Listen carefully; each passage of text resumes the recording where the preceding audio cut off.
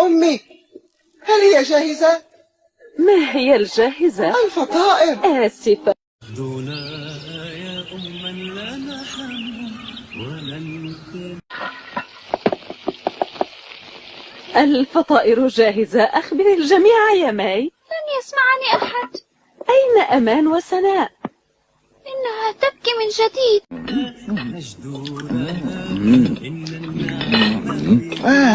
كان شهيا وطيبا. بكي نكون أهلا لطهر